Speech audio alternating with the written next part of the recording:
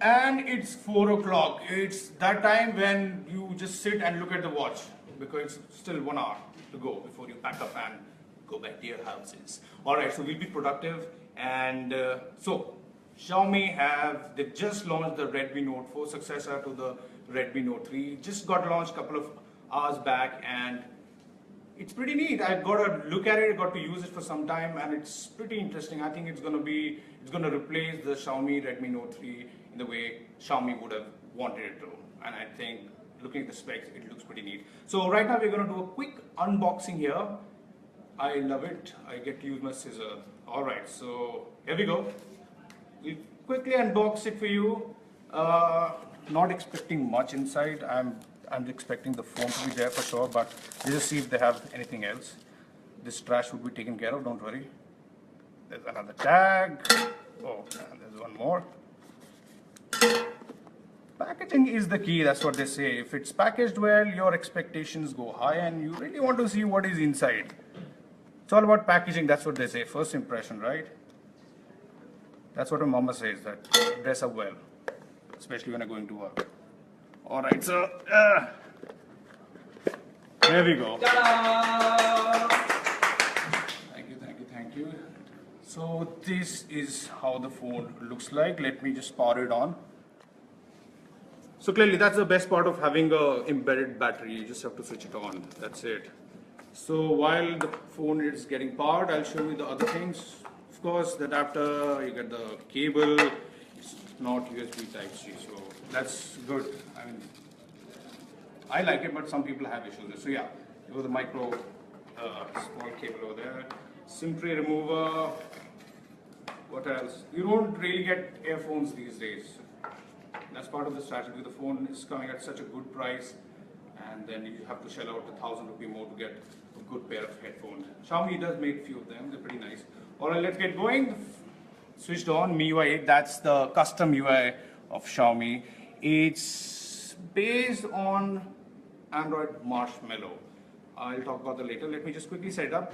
Talking about the phone, so Xiaomi Redmi 3, it was a huge success. It was the best in its category. I'm talking about 10 to 15,000 rupee. And as per Xiaomi, they sold nearly 3.5 million units in India. That's a huge number. Xiaomi is doing some serious business here.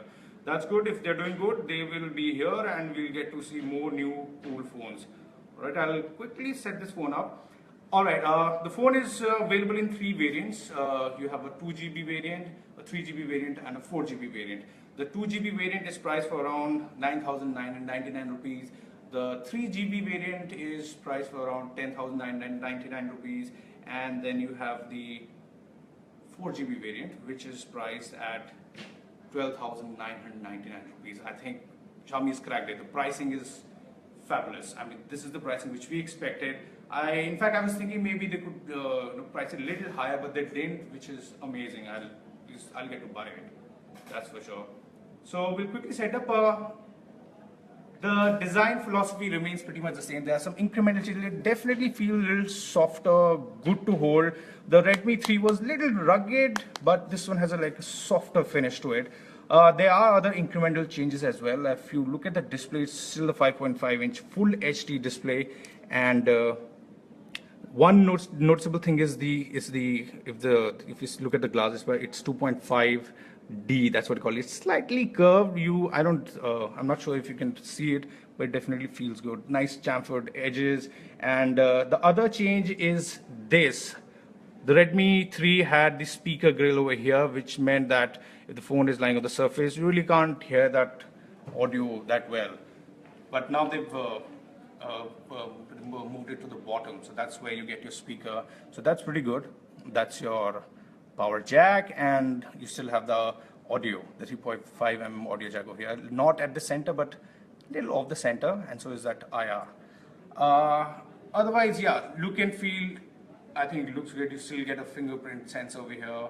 And talking about the processor, so there is an upgrade. The Redmi Note 3 had the Snapdragon 650. This one has the Snapdragon 625. In fact, it was sort of a global launch here. And is it better than the 650? Well, on paper, I would say 650 still had the draw power. 625, it uses 14 NM fit technology, so to say. So what it does is that it really optimizes the power, which would mean that you will get more power out of it, which would mean, yeah, the battery is going to last longer.